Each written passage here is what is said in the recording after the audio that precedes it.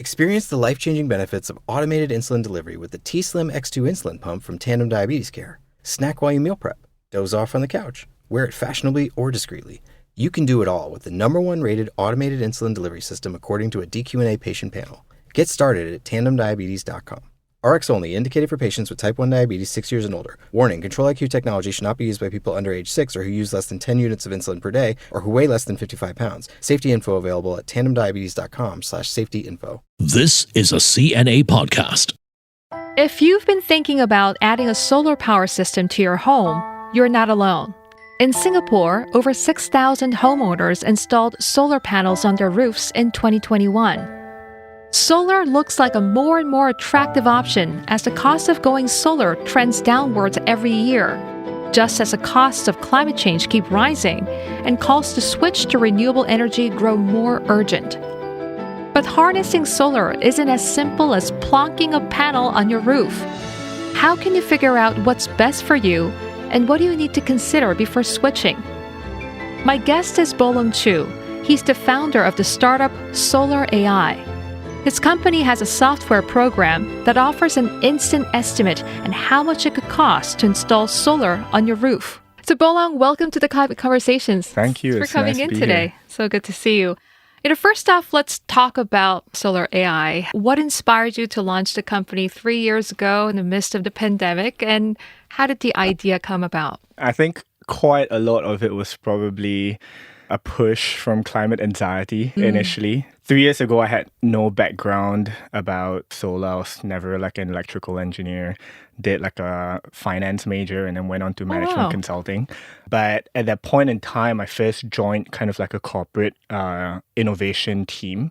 They were really focused on like decarbonization problems, right? So I first joined them initially as like an entrepreneur in residence and eventually then started studying the problem statement of rooftop solar quite closely. At that point, one of the things which stood out to me was that the energy industry has this measurement called the levelized cost of electricity, right? Which is kind of like how much it costs end to end across a value chain from mining, extraction through to production and finally downstream to distribution. What is that unit cost of different energy sources? From about 2015 globally, rooftop solar has already fallen that below any other kind of fossil fuel energy, right? But when I was first looking at the problem statement, looking around Singapore, I mean, you'd rarely see rooftop solar panels installed, right? And then that just really begged the question of, okay, if solar is already cheaper than all other energy sources, why isn't adoption so much higher? That was when I really started exploring and testing out solutions then. Okay, so how has Solar AI's performance been so far? I wonder, what sort of milestone have you achieved since the company's inception? Yeah, so I remember when I first started looking at the problem statement, of course, I mean, the first thing that I'd usually do is go on Google and try and search to learn more about solar, right? Because I knew nothing at that point in time. I remember when I was searching about rooftop solar content, there was a lot of content from Australia or US, right? But then some of them might be misleading. So I think like one of the examples which stands out the most is in Australia, because they are on the southern hemisphere, your solar panels should be oriented kind of like northwards, right? While in the US, northern hemisphere, they should be oriented southwards. And so you'd read all these articles saying like, okay, to optimize your solar system, your panels should face south or your panels should face north. But in Singapore, because we're on the equator, actually the angle of your solar panels don't differ. Doesn't change much. Instead, like the flatter your panels are, the more sunlight it captures, right? Since then, I mean, we've written a lot of content, and these days, like our website brings in about 15,000 monthly readers from across the region. And over the last year or so, we've completed more than 100 solar projects. Of course, it's still baby steps at this point in time, but we're really looking to kind of scale that up, especially with like a new offering that we launched about 6 months ago called a rent-to-own solar model, where we allow customers to kind of not have to pay the upfront cost of solar, which is oftentimes quite hefty, but rather just pay for solar as a service on a monthly basis, where we cover all the installation, of course, as well as repairs and maintenance on the systems. It's really interesting. That's a really unique concept. And I wonder, how does this help rooftop solar become more accessible to underserved property owners? Yeah, I think when it comes to rooftop solar, because in the market it's still so new, right? Most people, when they're thinking about solar, I mean, they don't know someone else who's had a solar system for maybe more than 2 to 3 years, right? While solar panels are typically warranted for 25 or 30 years, if they don't know someone else who's had a solar system for more than 2 to 3 years, it's very difficult for them to see through that kind of time horizon. True. If you pay upfront for a solar system, the typical break-even period is about 7 years or so, right? And so most people hesitate because a lot of our customers will ask us, what if maintenance cost becomes really expensive? What if my system fails after a couple of years? And Those are valid questions, yeah, right? for sure, exactly. And in a market when there is still quite a lack of awareness or maybe misunderstanding about how the product works, sometimes it's quite complicated.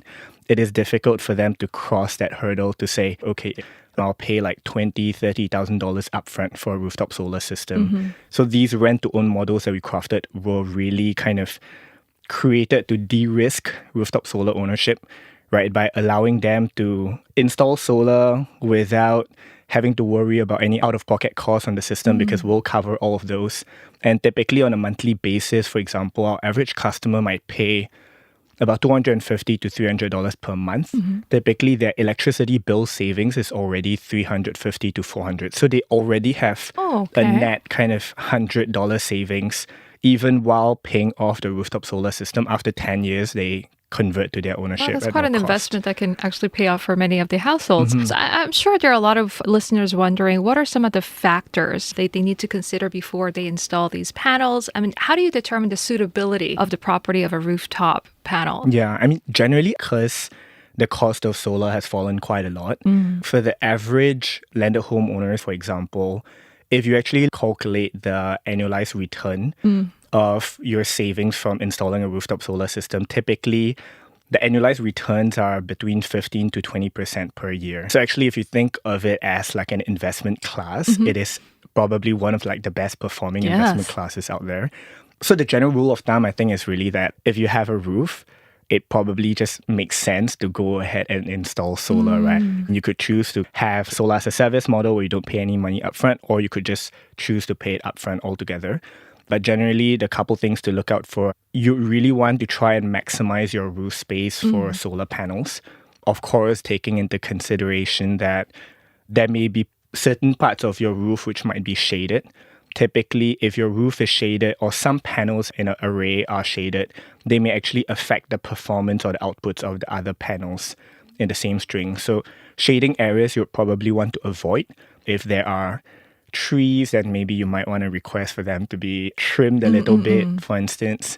And otherwise, because solar panels are installed on your roof, of course, for some homeowners or like property owners with older roofs, especially like tile roofs, which might be brittle, they may want to consider doing waterproofing at the same time with the solar installation. Typically, customers with kind of either metal or concrete roofs, of which like for industrial properties, this is extremely common. Typically for new houses, most architectural styles are using metal or concrete roofs as well. These roof materials are all non-penetrative in terms of installation, so it's really kind of fuss-free. And then it's really just, okay, I have this amount of roof space, let me try and maximize like the number of panels I can install. That's very interesting. You talked about this being a long-term, 5, 10, 15 years. For people who need to move around, is that even, I don't know, yeah, good the question. mobility of it? Good question. If you look at like the total cost of installing a rooftop solar system, there's maybe about, in Singapore, right, like maybe about 50% of that is the hardware, meaning solar panels, the inverters, any cables, etc., and then 50% of which is labor. So because labor costs are such a hefty component, if you look at uninstalling and reinstalling a solar system onto a new roof, also because the roof structure might be different, the roof size might be different, typically our advice to customers is if they have installed solar, just tag it onto the property value, because now you are essentially selling a home with like free electricity, you know, like that definitely is worth something. That's a selling point for sure. I wonder how the AI fit into all this process. So when we first started, one of the early hypotheses that we had was if you look at the total cost of solar, right, the industry has this term they call the soft costs, which is generally cost of sales, as well as paperwork, permitting, customer service negotiations, all that. Costs which are not related to the actual installation of the solar system, right? Soft cost in the rooftop solar industry is typically between 25 to 35% of total costs. And in comparison, for example, the panels themselves are typically around 30%. Right, so soft costs are as high as, if not maybe even higher than the solar panels itself. And so our theory was really like, okay, let's identify ways to try and minimize this soft cost in terms of customer education. And so then from there, we've really built quite a few kind of computer vision models to be able to read satellite imagery, essentially to do edge detection, to identify where are the areas of the roof edge, start to identify these polygons, and then start to do some assessment on what is the usable area for rooftop solar. The intent of it is really to kind of automatically assess what is the solar potential of different roofs, right? From our company's perspective, and that ends up becoming a sales engine to identify specific segments of customers in a region. But then at the same time, on our website, then we've also built this into a self-service instant solar assessment tool. So customers would be able to click into pre-assessed rooftops and then instantly get what is the solar potential of their roofs, how much could they save, what is the expected costs, because there's still quite a lot of misconception. I mean, some customers might feel like, oh, you know, like a solar system is really expensive because 5 years ago I checked in with my architect and he told me it was like $100,000. Just to allow customers to like self-educate and start to understand the value of solar. That's very interesting. Have there been any case where a client comes up to you, can you check if this is feasible? And you said, sorry, not your place. Has that ever happened? Yeah, there's some case. I mean, of course, with rooftop solar systems, you'd only be able to install it if you own a roof. We've had quite a lot of people who are, for example, myself, I mean, I live in an HDB. I can't install solar even if I really, really wanted to. So there have been inquiries like that we would then have to kind of just politely explain to them, unfortunately, you can't do it. Or in some cases, like condominium penthouse owners who would be able to install solar. Based on Singapore's current metering structure, there's also some limitations. So if you essentially are like a single property owner, meaning owner occupied, right? Or if you're a commercial property, like you own the entire building and pay a single electricity bill, if you generate excess solar in Singapore, SP Group would actually pay you for that excess solar energy. For a residential home, it might be about 80% of the current SP retail tariff. So this quarter is maybe about 30 cents. SP would pay you about 24 cents for any solar that's generated. If you're a commercial property owner, you would be then paid based on the wholesale market rates, which fluctuates on a half-hourly basis based on demand and supply. But for instance, if you are a condominium owner or are a tenant in an MCST, because of this thing called like the Master Sub-Meter Scheme, if you, I know this starts to get a little bit technical, but if you generate excess solar, that excess solar electrons would actually just end up going into one of your other tenants. And so then in that case, you have no way of getting compensated for the excess because the entire building overall, before it is fed outside to the grid, would already then consume that solar energy. So in some cases, it's less feasible just from an economics perspective, maybe unless they start to consider a battery storage system, but then that battery storages also have their own set of kind of like economics as well. Are you looking for ways to make your money work harder for you? Or need tips on saving, investing, and making financial decisions? Join me, Andrea Heng, on Money Talks, CNA's top personal finance podcast. From investment basics to the FIRE movement and legacy planning, Money Talks looks at financial trends and stories that matter to you. Check out our complete playlist on the CNA app, Apple Podcasts, Spotify, or wherever you get your podcasts. Follow us or subscribe for new episodes every Tuesday.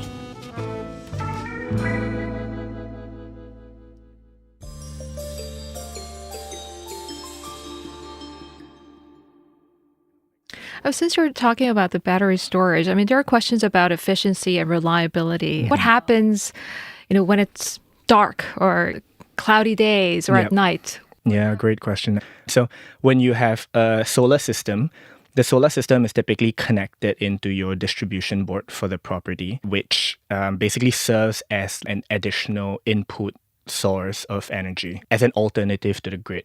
But this is still completely connected to that distribution board, meaning in the evenings, actually, when the amount of sunlight starts to decline, your inverters will actually shut off automatically. And then thereafter, you basically just continue pulling electricity from the grid. In the daytime, when solar energy is generating, electrons would flow in the path of least resistance. So whatever appliances are consuming electricity, they would first pull it out from the solar panels.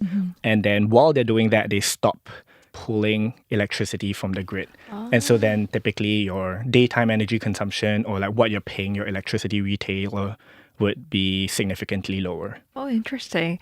So, Bolong, the assumption is that the solar panels go on the roof. You talked about Singapore being land scarce. There's a bit of the issue with living in condominiums, H2B, with the amount of urban shading as well. Do these factors affect the scalability of your business? Would you say that's one of the biggest hurdles? Yeah, in a way, because ultimately the main constraint is really that we are land scarce. But then if you kind of look at Singapore's potential energy mix overall, I mean, we don't have space for like wind as well. So if you talk about greening the grid for Singapore, solar is probably still the best option out there available. Hypothetically, if we do solarize all roofs in Singapore, and we've done some kind of like data science behind this, you could probably contribute about 15% of Singapore's total energy consumption. So it's still low, but that's primarily because as a country, I mean, our energy use per capita is extremely high,